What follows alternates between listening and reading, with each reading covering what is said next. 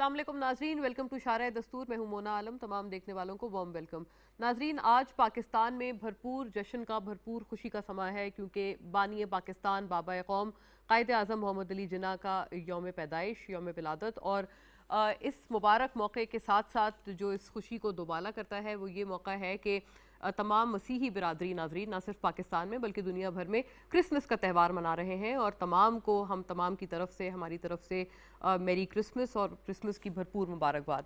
नाजरीन, जहाँ पर हम बात करते हैं क्रिसमस और हमारे मसीही भाई बहनों की, पाकिस्तान में बिलखुसूस तो इस हवाले से भी भरपूर जश्न का समय है, और पाकिस्तान में भरपूर जोश व जज्बे से ये त्यौहार मनाया जा रहा है। साथ साथ क्योंकि कायद डे भी है तो खुशियाँ यकीनन दोबाला हैं भरपूर तमाम एतबार से। नाजरीन, बात 11 अगस्त 1947 की भी अगर कायद आज़म मोहम्मद अली जिन्ना के ख़िताब की करें तो इसी के ऊपर उन्होंने इस आज़ाद रियासत का, पाकिस्तान का, हमारे प्यारे वतन का जो एक महवर था वो रखा था, और इसी की बुनियाद पर इस पूरे विजन को कायद आज़म मोहम्मद अली जिन्ना ने बेस किया कि किस तरह से एक आज़ाद मुल्क में, एक आज़ाद सरजमीन पर सांस लेना, यकीनन इसकी असल अहमियत सिर्फ़ और सिर्फ उनको समझ आ सकती है जिनके पास इस वक्त आज़ादी नहीं है। और अब कायद आज़म मोहम्मद अली जिन्ना का ये जो विज़न है, अब वो लोग भी मानने को तैयार हैं जो कि eight one point in time, और उस वक्त आज से कई साल पहले, उस वक्त उनके साथ हामी नहीं थे और उस वक्त उनकी हिमायत नहीं करते थे, बल्कि उनके साथ इस विज़न के तहत, इस विज़न के ख़िलाफ़ थे और इस विज़न के मुनहरिफ थे। बात करने की ये है नाजरीन के इसी के साथ साथ अगर 11 अगस्त की भी हम बात कर रहे हैं और 11 अगस्त 1947 के कायद आज़म मोहम्मद अली जिन्ना के ख़िताब की बात कर रहे हैं, उनकी उस विज़न की बात कर रहे हैं, तो उसकी दूसराहट हमें आज के रोज़ ही बहुत ही हसीन इत्तेफाक है मिलती है, और वो क्रिसमस के मौके पर मिलती है कि तमाम मज़ाहिब से ताल्लुक़ रखने वाले जो लोग हैं, तमाम नस्लों से ताल्लुक़ रखने वाले वो लोग हैं, वो आज़ाद हैं और रियासत उनको भरपूर हुकूक फराहम करती है, और किसी भी तरह से नस्ली या मजहबी बुनियादों पर कोई तफरीक रियासत पाकिस्तान का विज़न है ही नहीं, और रियासत पाकिस्तान के बानी का ये विज़न है जो कि हमने मज़ीद आगे बढ़ाना है। इसी के तनाजुर में नाजरीन, आज हम इस पहले सेगमेंट के तहत ये भी बात करना चाहते हैं कि रूसी सदर पुतिन ने भी एक बहुत मायने खेज़ और दिल के करीब तमाम मुसलमानों के बात की, और उन्होंने अपने सालाना खिताब में तमाम मुसलमानों को एक तरह से खुश किया ये बात कहकर, और तमाम मुसलमानों की उन्होंने एक तरह से दिल की आवाज़ बनकर ये बात की कि कतन अगर हुजूर पाक मोहम्मद सल्लल्लाहु अलैहि वसल्लम, सरकार दो आलम मोहम्मद सल्लल्लाहु अलैहि वसल्लम की अगर उनकी शान में गुस्ताखी होती है तो वो कतन किसी भी तरह से किसी भी एक रिलीजियस फ्रीडम की अक्कासी नहीं करता, बल्कि रिलीजियस फ्रीडम के ये तमाम जो चीज़ है वो ख़िलाफ़ है और सिर्फ़ उसकी मुखालफत करती है। अगर मुसलमानों की या किसी भी दीन से ताल्लुक़ रखने वाले की दिल आज़ारी हो रही है तो वो किसी भी तरह से रिलीजियस फ्रीडम के ज़ुमरे में नहीं आ सकता।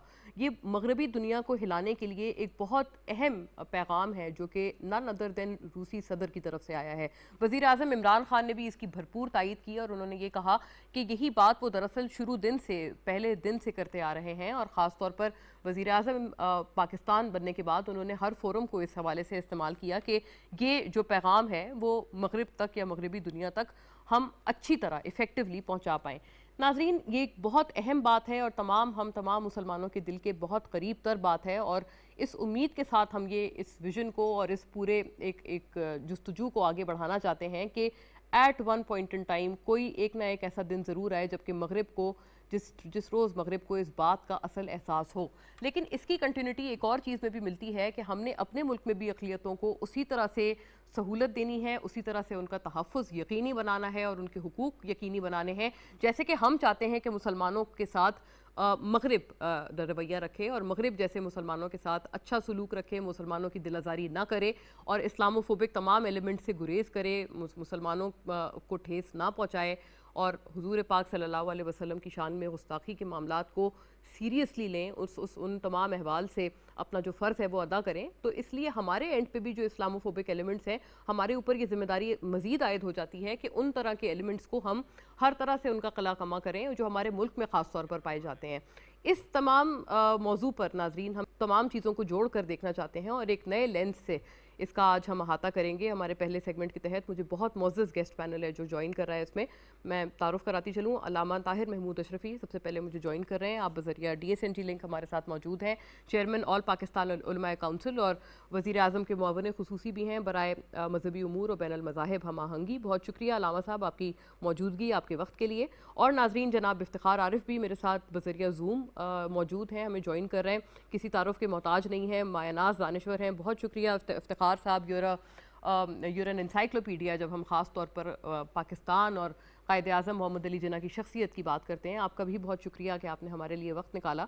لیکن علامہ صاحب میں اگر آپ سے بات کا آغاز کروں، فرمائیے گا آپ کیسے دیکھتے ہیں، آپ کے کیا اس وقت خصوصی پیغامات ہوں گے؟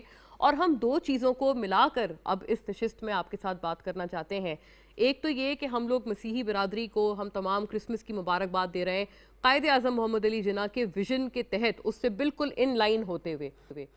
پھر دوسری طرف یہ کہ اگر ہم نے اسلاموفوبیا کو دنیا میں روکنا ہے تو اسلاموفوبک ایلیمنٹس اور اس طرح کے لوگ جو اسلام کا چہرہ بدنام کرنا چاہتے ہیں اور دنیا کے آگے برا پیش کرنا چاہتے ہیں، ان کا بھی تو قلع کما کرنا ہمارا ہی فرض ہے جو ہمارے ملک میں پائے جاتے ہیں. بسم اللہ الرحمن الرحیم. الحمدللہ رب العالمین والصلاة والسلام علی خاتم المرسلین وعلی آلہ واصحابہ اجمعین.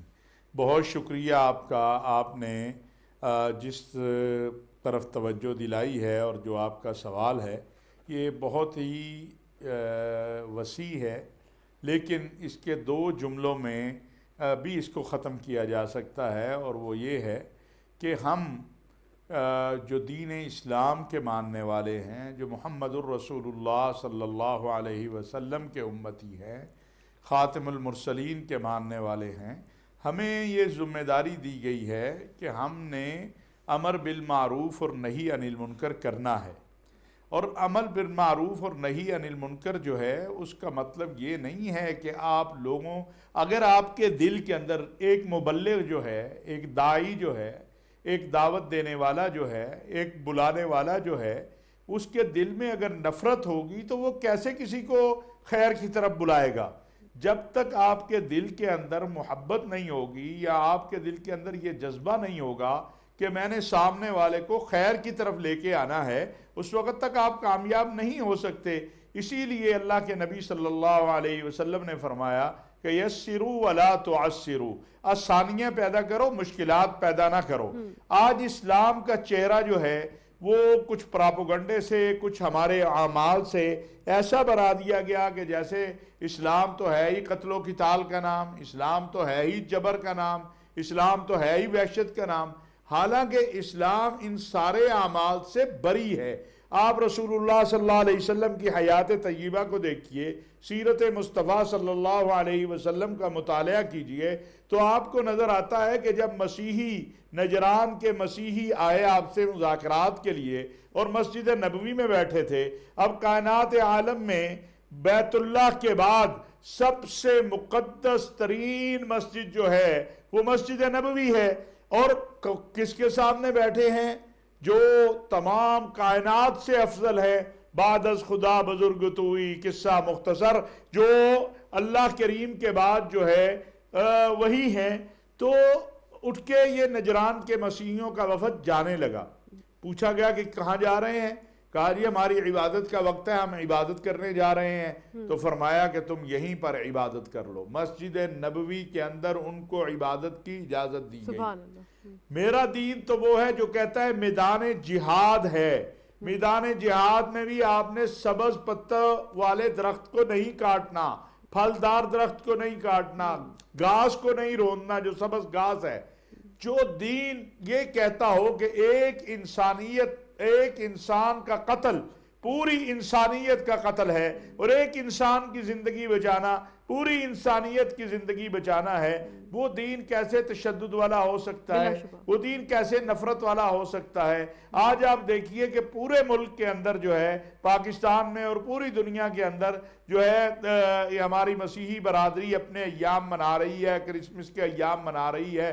تو حضرت عیسیٰ علیہ السلام کے اوپر ایمان لانا، یعنی دین اسلام کی خوبصورتی یہ ہے کہ تمام انبیاء اور رسل کو ہم تسلیم کریں گے تو مسلمان کہلائیں گے، वगरना हम मुसलमान नहीं हैं। जी तमाम जी जी आसमानी किताबों को मानेंगे तो मुसलमान कहलाएंगे, वरना हम मुसलमान नहीं हैं। आज हम भी कह रहे हैं कि हजरत ईसा अलैहिस्सलाम का जो यौम विलादत है ये मुसलमानों के लिए भी बहुत मोहतरम है, बेशक, मुसलमानों के बिलाशुबा। लिए भी खुशी की बात है। अब आसानियां पैदा करना, मैं ये किसी को नहीं कह रहा कि कोई अपना अकीदा तब्दील कर ले।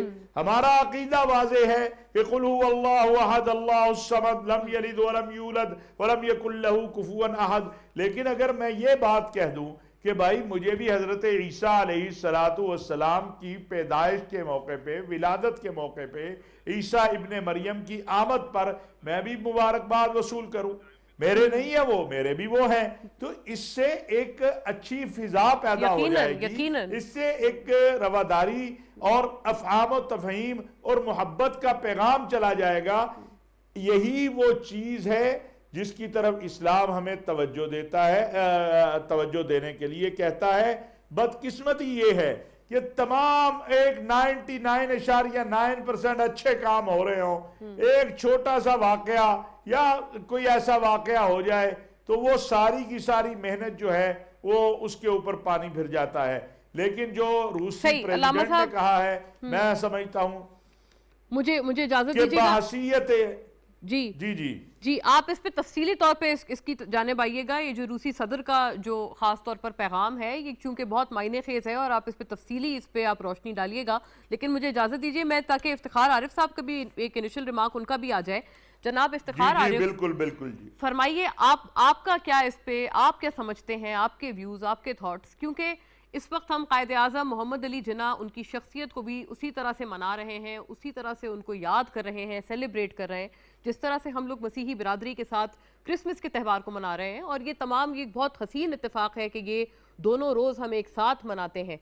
आप फरमाइएगा कायद आज़म मोहम्मद अली जिन्ना, आज का पाकिस्तान, इस पे आप कैसे इसको मुख्तसरन कैसे इस पूरी बात को कूजे में बंद करेंगे कि आज हम कहाँ खड़े हैं?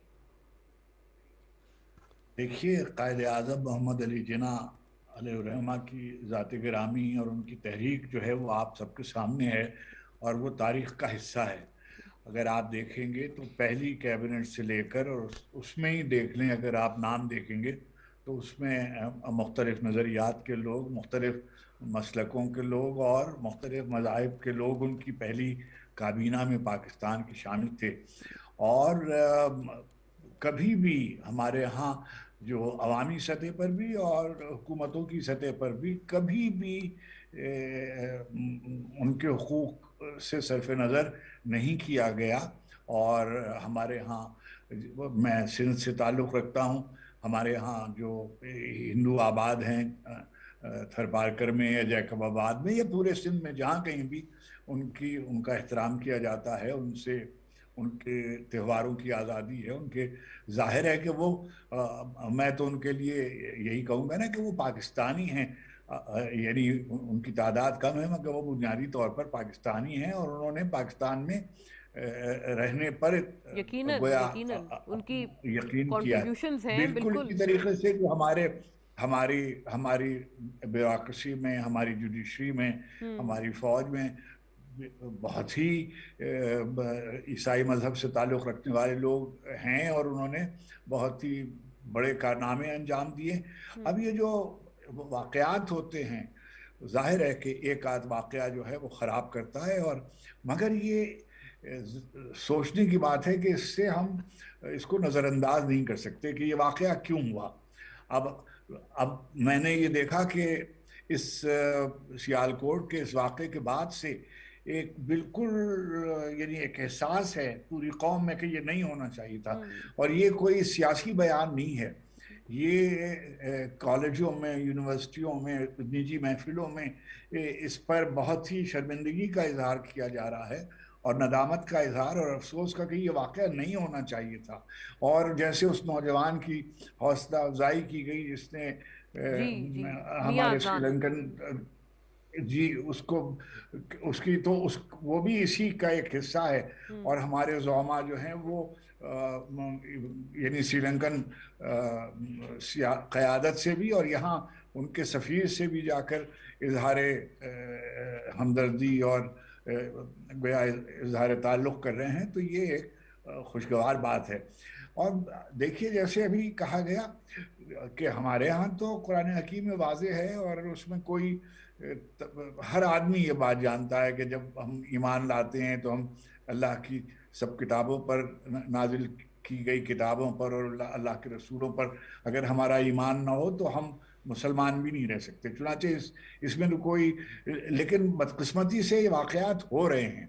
اچھا یہ واقعات ہو رہے ہیں ان کے روکنے کے لیے صحیح کرنا چاہیے اور اس کی بنیادیں تلاش کرنی چاہیے. آخر یہ ایک دن میں یہ سب نہیں ہو جاتا. اس میں کہیں نہ کہیں تشدد اور انتہا پسندی کی بنیادیں کہیں نہ کہیں ہوتی ہیں. بعض لوگ استعمال ہو جناب رہے افتخار ہوتے ہیں. عارف سر، اسی تسلسل میں یہ فرمائیے گا کہ قائد اعظم محمد علی جناح کیونکہ انہوں نے اپنی بیماری بھی پوشیدہ رکھی، چھپائے رکھی، صرف اس غرض سے کہ پاکستان پھلے پھولے اور پاکستان کی ترقی چونکہ فوری طور پر آزادی کے بعد سے اس میں کوئی رکاوٹ نہ آئے، کوئی خلل نہ آئے، تو انہوں نے پورا وہ ایک برڈن تھا وہ انہوں نے اپنے اوپر لیا، وہ بوجھ بیماری کی حالت میں بھی. یہ فرمائیے گا اگر ہم اتنے خوش قسمت ہوتے کہ اور کچھ سال ہمیں ساتھ ملتا بابا قوم کا، آپ کو کیا لگتا ہے کہ کیا وہ سب سے ضروری خصوصیت ہے جو کہ شاید بطور قوم ہم اپنے اندر لا پاتے یا انکلکیٹ کر پاتے ان کی زندگی کو مزید دیکھتے ہوئے، جس سے شاید ہم اس وقت کچھ بہتر حالات میں ہوتے اور ان کے ویژن پر بہتر طرح سے گامزن ہوتے، اتنا ڈیویٹ نہ ہوئے ہوتے؟ میں اس کے بارے میں یعنی ہوتا کیا یہ اس کا تو کوئی اللہ سبحانہ تعالیٰ بہتر جانتا ہے.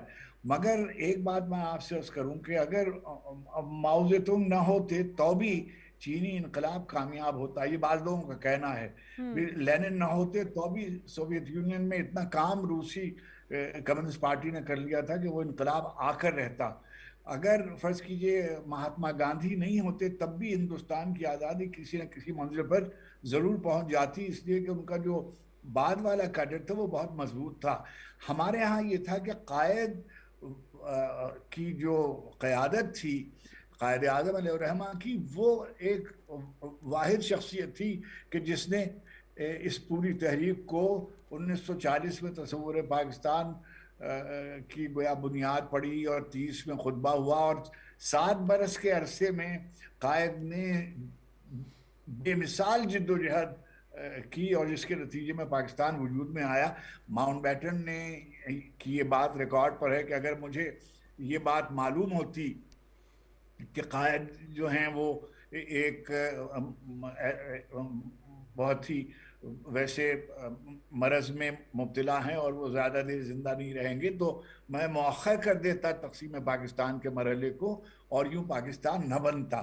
مگر پروردگار عالم کی مشیت تھی، پاکستان وجود میں آیا اور دنیا کے نقشے پر پہلی مسلم عظیم مسلم مملکت، سب سے بڑی مسلم مملکت کا وجود عمل میں آیا. اس کے بعد بھی اچھا اب یہ ظاہر ہے کہ وہ اسلام کے نام پر ملک قائم ہوا تھا، مگر قائد اعظم نے انہی دنوں میں یہ بات کہی تھی کہ اب جو پاکستان میں رہ رہے ہیں ان کا کوئی بھی مذہب ہو، کسی بھی مذہب کے وہ ماننے والے ہوں، وہ اپنی مسجدوں میں اپنے مندروں میں جا سکتے ہیں، وہ اپنی گرجا گھروں میں جا سکتے ہیں اور آج سے وغیرہ وغیرہ. اچھا ظاہر ہے کہ قائد کے بعد جو قیادتیں آئیں ان میں سے میں نہیں سمجھتا کہ کوئی بھی کسی بھی طرح کی حکومت آئی ہو کبھی اقلیتوں کے بارے میں کوئی منفی رویہ نظر میں نہیں آتا. مگر اب یہ ضرور ہے، یعنی یہ بات کہنی چاہیے کہ یہ جو واقعات ہو رہے ہیں پے در پے ہو رہے ہیں، یعنی صرف یہی واقعہ نہیں اور بھی جو دوسرے واقعات ہوئے ہیں بالکل خواتین کے سلسلے میں. اب مثلا خواتین کے بارے میں کیا قائد کا نظریہ واضح نہیں تھا، ظاہر نہیں تھا؟ یا تعلیم کے سلسلے میں قائد کا نظریہ واضح نہیں تھا؟ یا سیاست دانوں کے بارے میں یا فوج کے بارے میں انہوں نے واضح طور پر ہدایات نہیں دی؟ اگر اس پر عمل نہ کیا گیا اور یہ بات کہنے کی ہے، بالکل آپ نے بجا فرمایا ہے جناب افتخار عارف کہ یقیناً اتنے کلیئر پیغامات، اتنی کلیئر کٹ ایک پالیسی لائن ہونے کے باوجود بابا قوم بانی پاکستان کی طرف سے بھی ہماری ڈیویشن میں کوئی اس میں اختلاف نہیں ہے، اس میں کوئی دو رائے نہیں ہے کہ ہم اس سے بہت دور ہیں.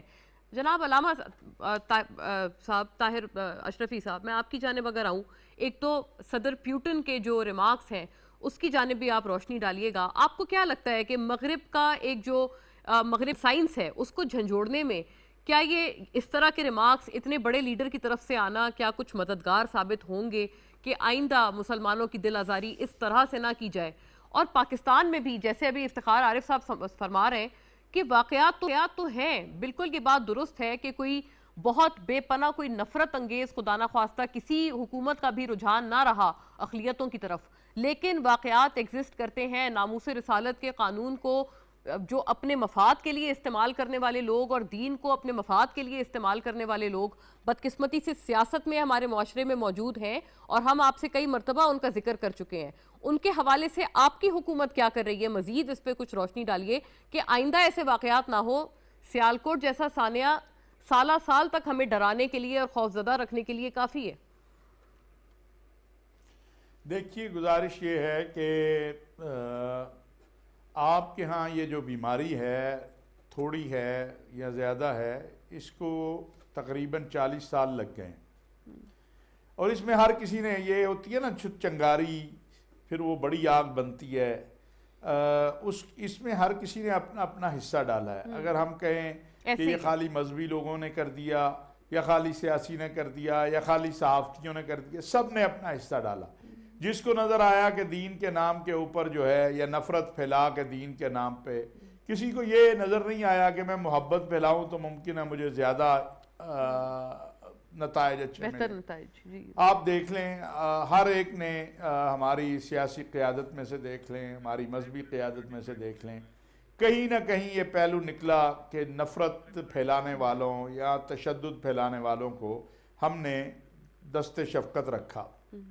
ہم اپنے اداروں کی طرف یا اپنے عسکری قوتوں کی طرف انگلی اٹھاتے ہیں، لیکن میں گزشتہ 36 سال سے تو یہ دیکھ رہا ہوں کہ میری سیاسی اور مذہبی قیادت نے سب سے زیادہ اس کو استعمال کیا ہے. خواہ وہ محترمہ بے نظیر بھٹو کے خلاف ہو، IGI ہو، اس کے بعد ہو، چلتے آئیے آپ کو یہی نظر آئے گا. اب ہم ایک ایسی کھائی میں گر گئے ہیں کہ جس سے نکلنے کے لیے اگر ہم سب نے مل کر کوشش نہ کی تو ہماری جو اگلی نسل ہے اسے ہم نہ کوئی دین کے حوالے سے رہنمائی دے پائیں گے اور نہ اپنے وطن کا جو آئین اور قانون ہے اور دستور ہے اس کے حوالے سے اسے کلیئر کر پائیں گے. پوٹن صاحب نے جو بات کہی ہے، میں سب سے پہلے تو ان کا شکریہ ادا کرتا ہوں، اپنی طرف سے، اپنی قوم کی طرف سے، مسلمانوں کی طرف سے، بلکہ ہر اس انسان کی طرف سے جو دنیا میں امن چاہتا ہے. دیکھیے، رسول اللہ صلی اللہ علیہ وسلم جو ہیں وہ تو رحمت للعالمین ہیں، اور پھر آپ کسی کی بہن کو یا ماں کو یا باپ کو گالی دیں تو یہ بھی اظہار رائے نہیں ہے کہ جائے کہ آپ اس شخصیت کے حوالے سے بات کریں کہ جن سے 1 ارب 70 کروڑ انسان جو ہیں وہ اپنی ماں باپ، بہن بھائیوں، بچوں سے زیادہ محبت کرتے ہیں.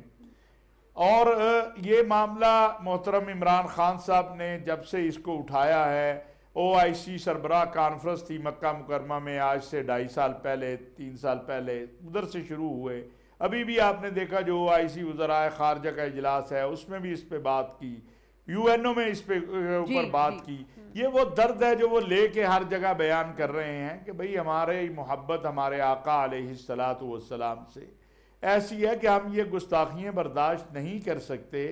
اور آپ ایک ایسی شخصیت کو کہ جو پیغام امن لے کر آئے ہیں، رحمت ہی رحمت ہے، ان کو کیوں آپ اگر ہمارے اعمال ہیں تو ہمیں گالی دے لو بھائی، ہمارے ماں باپ کو دے لو، لیکن ہمارے آقا علیہ السلام کو تو گالی نہ دو.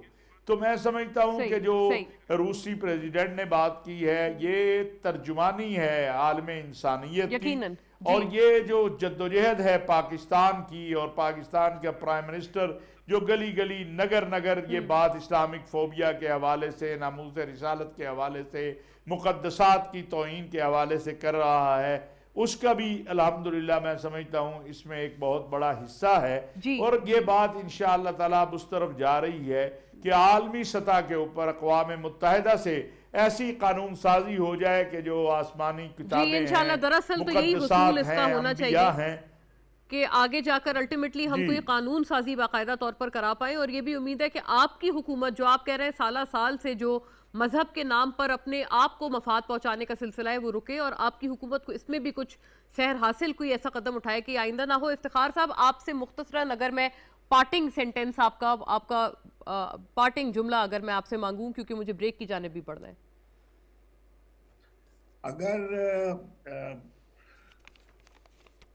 نازی جرمنی میں ہونے والے نازی کیمپوں کی وجہ سے قانون سازی کی جا سکتی ہے اور اس پر بات کرنا تمام دنیا میں ممنوع اور غیر قانونی قرار دیا جا سکتا ہے صرف اسرائیل کے مفادات کی حفاظت کے لیے، تو نبی کریم علیہ الصلاۃ والتسلیم جو اتنی بڑی یعنی عالم انسانیت کے رہنما ہیں، اور ہم ان کو رحمت للعالمین ہم ہی نہیں کہتے، ان کی زندگی اور تاریخ بھی ان کو اسی طرح سے یاد کرتی ہے، تو ان کے بارے میں حرف زنی کرنا یا دین کے بارے میں حرف زنی کرنا کسی شائستہ، کسی بھی مہذب آدمی کا اور انسان کا شیوا نہیں ہو سکتا، اور دنیا کے تمام صاحب الرائے لوگ دوسروں کے جذبات کا احترام، آخر آپ کیا کہتے ہیں جمہوریت میں؟ یہی تو آپ کہتے ہیں کہ ہم دوسرے کی رائے کا احترام کرتے ہیں، تو جس شخص کو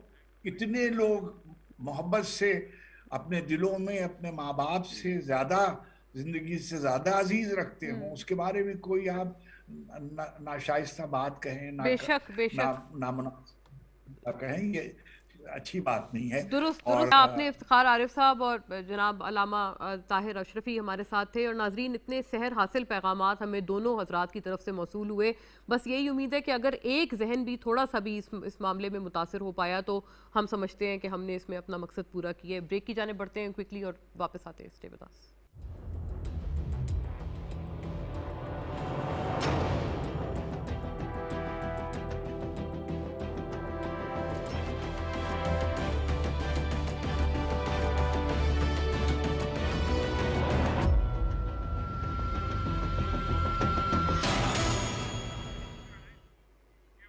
ویلکم بیک ناظرین، اگلے سیگمنٹ کا فوری طور پر رخ کرتے ہیں اور سیاسی اعتبار سے ذرا بات کرتے ہیں، کیونکہ کل جو تنظیمی ڈھانچہ تھا پوری پاکستان تحریک انصاف کا، اس کو تحلیل کیا گیا تھا۔ اب آج باقاعدہ کچھ اس میں جو ٹاپ سلاٹس ہیں ان کو اناؤنس کرتے ہوئے ڈکلیئر کیا گیا ہے کہ جناب اسد عمر جو ہے وہ سیکریٹری جنرل ہیں، عامر کیانی ایڈیشنل سیکریٹری جنرل ہے، شفقت محمود صاحب جو ہے وسطی پنجاب کو ہیڈ کریں گے، خسرو بختیار جنوبی پنجاب کو، علی زیدی صاحب سندھ، اور قاسم سوری صاحب بلوچستان، اور پرویز خٹک صاحب خیبر پختونخوا۔ تو ناظرین یہ کچھ ابھی تک نئے تنظیمی ڈھانچے کے تحت جو ٹاپ نیمز ہیں وہ سامنے آئے ہیں، لیکن بڑا سوال یہ ہے کہ آئندہ جو آنے والے مزید جو اضلاع میں اگلا فیز ہے بلدیاتی انتخابات کا، کیا ان کے نتائج کچھ مختلف ہوں گے؟ اور ایسے میں نون لیگ کی طرف سے بھی خاصی اس وقت باتیں ہیں جو گردش ہو رہی ہیں، یہ بھی بات سننے میں آ رہی ہے کہ ہو سکتا ہے کہ نواز شریف صاحب، ان کی جماعت کی طرف سے کہا جا رہا ہے کہ واپسی کریں اور اگلے سال جنوری تک بھی ان کی واپسی متوقع ہے۔ لیکن ایسے میں وزیر اعظم عمران خان کل کی ہی ملاقات میں یہ کہہ چکے ہیں کہ ایسا ممکن نہیں ہے کہ یہ تمام جو سزائیں دی گئی ہیں جو نواز شریف صاحب کو، وہ سیٹ اسائیڈ ہو جائیں اور کوئی ایسی راہ بنائی جائے کہ وہ وزیر اعظم تک بن جائیں جیسے کہ ان کی جماعت کلیم کر رہی ہے۔ تو وزیر اعظم عمران خان نے تو اس پاسبلٹی کو بالکل انہوں نے اس کو سیٹ اسائیڈ کیا ہے، لیکن ایسے میں نون لیگ کی طرف سے بالکل اس کے جو ایک اپوزٹ سائیڈ ہے وہ بتائی جا رہی ہے۔ اور یاد رہے ناظرین کہ اس سے پہلے بھی جو نااہلی وغیرہ ہیں وہ سلسلے رہ چکے ہیں نواز صاحب کے ساتھ۔ 2013 میں ان کے وزیر اعظم بننے سے پہلے بھی یہ تمام معاملات رہے ہیں، بلکہ ہائی جیکنگ وغیرہ کے کافی سنگین کیسز بھی نواز شریف صاحب کے حوالے سے رہے ہیں، لیکن ان کو یقیناً سیٹ اسائیڈ کرتے ہوئے ہم نے دیکھا ہے۔ اب اس وقت کس کروٹ کے تمام چیزیں بیٹھتی ہوئی نظر آتی ہیں، اس کے اوپر بات کریں گے، اور اس سیگمنٹ میں میرے ساتھ ہیں جناب آفتاب جہانگیر، ممبر قومی اسمبلی پاکستان تحریک انصاف، پارلیمانی سیکریٹری۔ بہت شکریہ آفتاب صاحب بذریعہ ٹی وی یو ہمیں کراچی سے جوائن کر رہے ہیں۔ اور ناظرین جناب سینیٹر رانا مقبول احمد ہمیں جوائن کر رہے ہیں بذریعہ اسکائپ، آپ لاہور سے ہمارے ساتھ تشریف فرمائیں۔ بہت شکریہ سینیٹر رانا مقبول اور جناب آفتاب جہانگیر، آپ دونوں کی موجودگی کے لیے۔ بات کا آغاز اگر میں آپ سے کروں سینیٹر صاحب، آپ بتائیے گا ان باتوں میں اب ہم کتنا سمجھیں، کتنا وزن ہے، کیونکہ آپ کی طرف سے بار بار یہ کلیم کیا جا رہا ہے کہ کچھ واپسی متوقع ہے، اور کیا وہ اسی صورت ہوگی جب آپ سمجھیں گے کہ یہ جو سزائیں ہیں وہ साइड में हो गई हैं, सेट असाइड हो, और क्या वो किसी डील की सूरत में मुमकिन होगा? अगर आप पढ़ें उसका पेज 172 और पैरा 2 जो है उसमें लिखा है कि the prosecution has failed to produce evidence for the guilt of Mian Nawaz Sharif and Maryam Nawaz. Since there is no incriminating evidence, hence both are acquitted. They have been acquitted of charges of corruption. जो है ना उन्होंने लिखा है कि they are not found guilty under section 9 1(4) of the senator साहब, मैंने आपकी थोड़ी सी ऑडियो मिस की है कि आप किस केस का हवाला दे रहे हैं जिसमें आप ये हमें... मैं जिसमें पहली कन्विक्शन ट्रायल कोर्ट में नैब कोर्ट में हुई थी मियां साहब की, मैं उसकी राइट, ये पैनामा रेफरेंसेस वगैरह में ना आप कह रहे हैं? जी वही जो नीचे आया था जी, मैं अर्ज कर देता हूँ, उसमें उन्होंने उनको एक्विट किया, ये रिकॉर्ड का मामला है, और इसी पे उनकी बेल हुई थी जो इस्लामाबाद हाई कोर्ट ने ली थी। अब जब वो पहले पैरों में उनको एक्विट करते हैं जज साहब और आखिर में जाके कन्विक्शन दे देते हैं, तो वो इतनी सुपरफ्लुअस है चीज बनती है कि जज साहबान हंसते थे सारे कि ये क्या फैसला है। अब तो ये फैसले की जो तो दूसरा फैसला आपको पता है, जो जस्टिस जज अरशद महमूद ने अपना हल्फिया बयान दिया जिसके ऊपर हाई कोर्ट ने उसको डिसमिस कर दिया, उसका भी सब्सटेंशियल एविडेंस जो है। अब आइए सुप्रीम कोर्ट की कन्विक्शन जिसकी बात बहुत ज्यादा जिक्र किया जाता है, भाई ब्लैक कोई चीज नहीं मिली थी, ब्लैक लॉ डिक्शनरी की इंटरप्रिटेशन पे मियां नवाज को लाइफ टाइम जो है डिस्क्वालीफाई कर दिया गया कि वो सादिक और अमीन नहीं है। अब मुझे आप बताएं कि ब्लैक लॉ डिक्शनरी किसी दुनिया की जूरिस्प्रूडेंस का हिस्सा है? ये कोई लॉ है जिसके ऊपर कोई एक्ट है ये, या क्या चीज है जिसके ऊपर ये रिलाई करके ये फैसला कर दिया गया? आपने देखा होगा कि सुप्रीम कोर्ट बार ने ये कहा है, शायद उन्होंने पिटीशन भी फाइल कर दी है कि हम पिटीशन फाइल कर रहे हैं कि लाइफ टाइम जो है कन्विक्शन वो नामुनासिब है और अननेचुरल है ऐसे मामलात में, इसलिए ये टेकअप होगा सुप्रीम कोर्ट में। और जब वो एक लॉ जो है ये उनको सजा दी गई 184(3) के तहत आर्टिकल, और जो सुप्रीम कोर्ट जो है आर्टिकल 187 के तहत is a court of complete justice. तो यानी आप कह रहे हैं इसमें डील वगैरह का तासुर फिर आपकी जमात से क्यों देने की कोशिश की जा रही है? क्योंकि सर जनाब अयाज सादिक कहते हुए नजर आए कि मेरी मुस्कुराहटें बता रही हैं कि कुछ होने वाला है। चलो उनकी अच्छी बात है, उनकी मुस्कुराहटें जरूर बता रही होंगी, मैंने आपको लीगल पोजीशन बता दी है ये। जी नहीं, आपने तो कानूनी हवाला दिया, मैं इसीलिए पूछ रही हूं आपसे। टेनेबल नहीं है, it will go to the supreme court का लार्जर बेंच अंडर आर्टिकल 187 इसको एग्जामिन करेगा और फिर फैसला देगा। नीचे वाले केस का मैंने आपको होशर बता दिया है जिस तरह का वो फैसला किया गया है। उन्होंने एक प्राइम मिनिस्टर को निकालना था और मुल्क के लिए क़यामत बर्पा करनी थी, मुल्क में महंगाई का तूफान आना था और स्टेट बैंक को उन्होंने देना था उसके IMF के हवाले। ये सारे के सारे प्लान का एक हिस्सा है, ये बड़ी बदकिस्मती वही। लेकिन वही आपसे अर्ज है राना साहब कि आप पहले वाले जो सुप्रीम कोर्ट की डिस्क्वालिफिकेशन है आप उसको कह रहे हैं कि वो एक बहुत बड़े ग्रेटर गेम प्लान का हिस्सा है, लेकिन अब अगर सुप्रीम कोर्ट वो खत्म कर दे तो वो बहुत आप समझते हैं कि वो एक नहीं, वो अगर सुप्रीम कोर्ट की बुनियाद पर फैसला होगा, ठीक है, लेकिन नॉनदलेस ओके आप कह रहे हैं कि वो सुप्रीम कोर्ट होना, अगर सुप्रीम कोर्ट उसको खत्म करे तो वो इंसाफ होगा। जी आफ्ताब साहब, वो इंसाफ होगा। आफ्ताब साहब आप बताइएगा, ये अभी आपने सुना सेनेटर राना मकबूल कह रहे हैं कि डील वगैरह नहीं है, ये तो कोर्ट खुद सेट असाइड करेगी। और आपको वैसे याद होगा हकीकी तौर पे भी हाईजैकिंग वगैरह के संगीन तरीन केसेस भी रहे हैं नवाज शरीफ साहब के खिलाफ, जब जो कि मुशर्रफ दौर में 99 वगैरह में लगे थे, बिल्कुल इनिशियल आपको याद हो तो। बहुत शुक्रिया मोना कि आपने मुझे अपना प्रोग्राम में मौका दिया, और सेनेटर मकबूल साहब को अल्लाह ताला और मकबूल करे है। लेकिन मेरी समझ में एक बात नहीं आई, मैं तो स्टूडेंट हूँ, मैं तो गली कूचे का मजदूरों का वो हूँ नुमाइंदा, मुझे ये समझ नहीं आ रही कि ये या तो कानून नया बना है जितने कानून के जिक्र इन्होंने किए है, अगर ये सुप्रीम कोर्ट बार जो है अभी बॉन साहब ना जीतते तो क्या ये पटिशन नहीं जाती? ये कितना अरसा हो गया, इन्होंने क्यों नहीं फाइल की?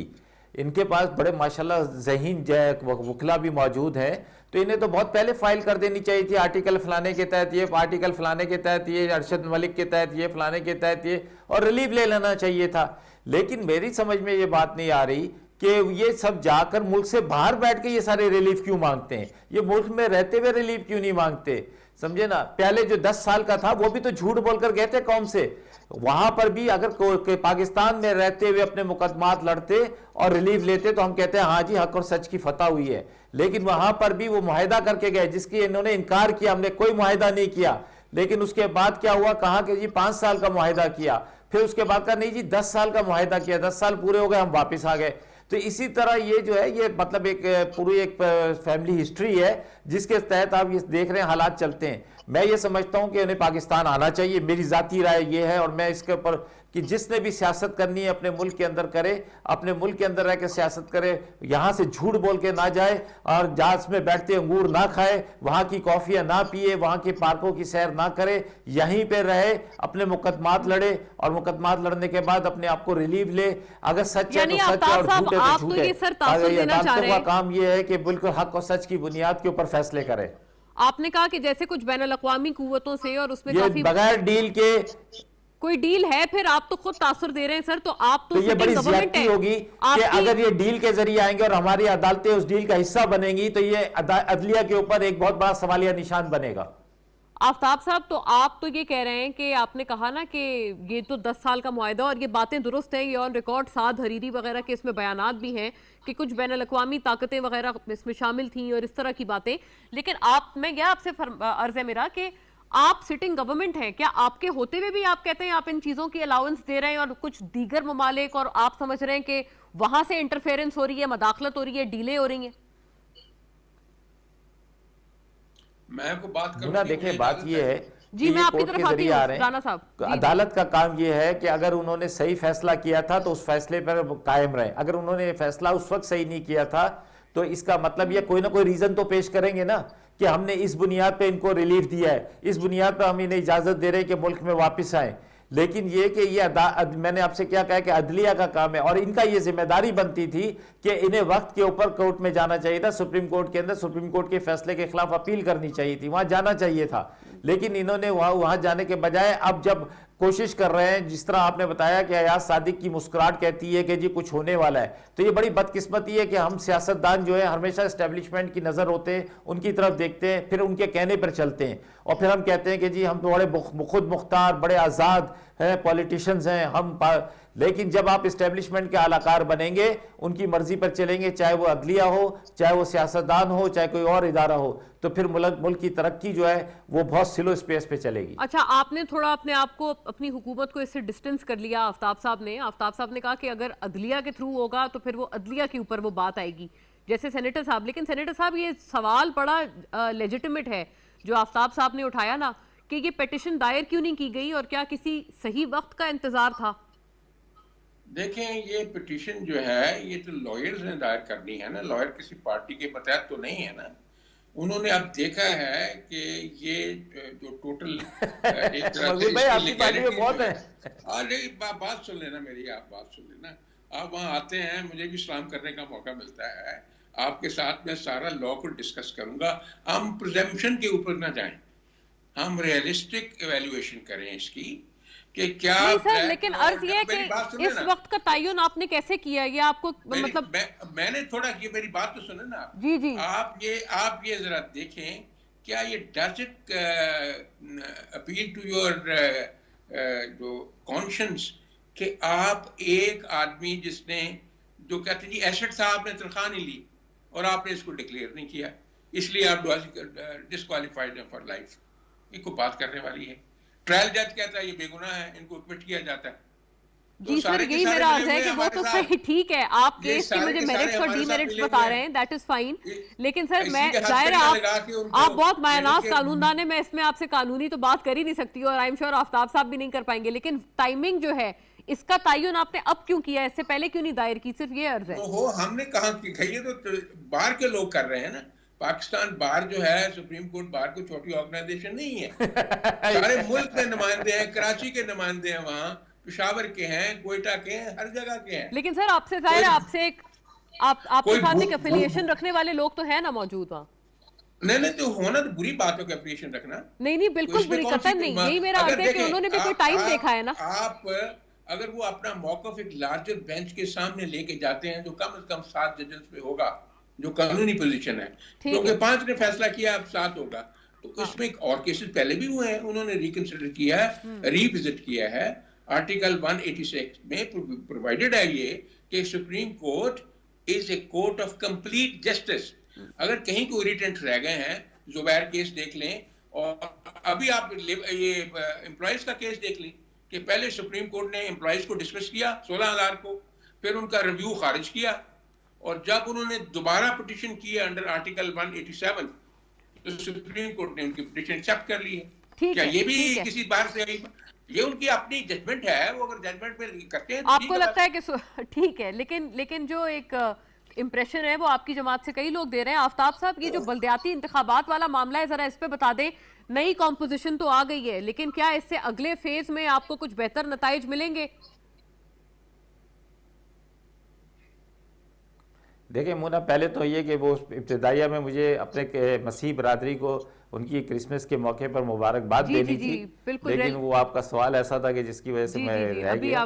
اچھا, دوسری بات یہ کہ ابھی جو نئی کمپوزیشن بنائی ہے خان صاحب نے بلدیہ کے پی کے الیکشن کے بعد, میں سمجھتا ہوں کہ اب ہمارے, کیونکہ انہوں نے ایسے لوگوں کو پارٹی کا عہدہ دیا ہے کہ جو ذمہ دار بنیں گے, کیونکہ ہماری ہمیشہ سے پرائم منسٹر سے یہ شکایت رہی ہے کہ ہمارے وزراء جو ہیں وہ صحیح ٹائم نہیں دے رہے, ہمارے وزراء ہماری بات کو نہیں سن رہے. تو اب ان کے اوپر, ان کے کندھوں پہ یہ ذمہ داری ڈالنے کے بعد انہیں عوام کے ساتھ جوڑ دیا گیا ہے. اب دیکھنا یہ ہے کہ وہ کس طرح عوام کے کو رسپانس دیتے ہیں, وہ چاہے منسٹری کے حوالے سے ہو, چاہے وہ نوکریوں کے حوالے سے ہو, چاہے وہ لوکل تنظیم کے حوالے سے ہو. تو اب کی ذمہ داری اتنی ہیوی ان کے اوپر ڈال دی گئی ہے پارٹی کی تنظیم کی بھی, تو یہ اب کوئی یہ نہیں کہہ سکتا کہ جی وہ کہ پہلے منسٹر یہ کہتے تھے کہ جی تنظیم ہماری نہیں سنتی, تنظیم کہتے تھے منسٹر ہماری نہیں سنتی. اب تو دونوں ذمہ داریاں ان کو دے دی ہیں کہ منسٹری بھی کرو اور تنظیم بھی کرو, اور ہمارے سوالوں کا جواب بھی دو. آپ کو اعتماد ہے کہ بہتر نتائج آئیں گے ان کے تحت, خاص طور پر سندھ میں؟ جی جی دیکھیں, آنے تو چاہیے. ابھی تک تو میں تھوڑا سا ریزرویشن تھی میری, اور میں نے یہ بات کئی جگہ کہی بھی ہے, لیکن اب میں یہ سمجھتا ہوں کہ اگر ان کو یہ ذمہ داری دی گئی ہے تو وہ ہماری ان شکایتوں کو دور کرنے کی کوشش کریں. اچھا رائٹ, علی زیدی صاحب سے پہلے آپ کی ریزرویشن تھی, لیکن اب آپ کہتے ہیں کہ آپ سمجھتے ہیں کہ کچھ ہوگا بہتر. جی رانا صاحب, آخری جملہ. سر وہ تو رہے گی جب تک کہ وہ اچھے مونا, وہ تو رہے گی جب تک وہ اچھے نتائج نہیں دیں گے. ٹھیک ہے, ٹھیک ہے. جی رانا صاحب, لیکن جو نوشتہ دیوار پڑھ لینا چاہیے. آپ دیکھیں کہ ابھی پنجاب میں بائی الیکشن ہوئے ہیں, وہاں تو کینڈیڈیٹ سوچ سمجھ کے انہوں نے بس سر مجھے کیونکہ وقت اتنا ہی تھا, آخری پلیز جملہ. کینٹونمنٹ بورڈ میں کیا ہوا تھا وہ آپ نے دیکھا, بائی الیکشن میں کیا ہوا تھا وہ آپ نے دیکھا. اس لیے یہ رشتہ دیوار ہے, تھوڑی بہت کوشش کر لیں, اگر ہو جائے. وقت نہیں رہا, وقت بہت تھوڑا ہے. ٹھیک ہے. چلے ناظرین, کافی دلچسپ یہ بحث ہو رہی تھی, لیکن سے ہمارے پاس وقت اس سیگمنٹ میں کم تھا. Thank you to both the gentleman, senator Rana Maqbool اور جناب آفتاب جہانگیر ہمارے ساتھ تھے. دیکھنے کا شکریہ ناظرین, اللہ حافظ.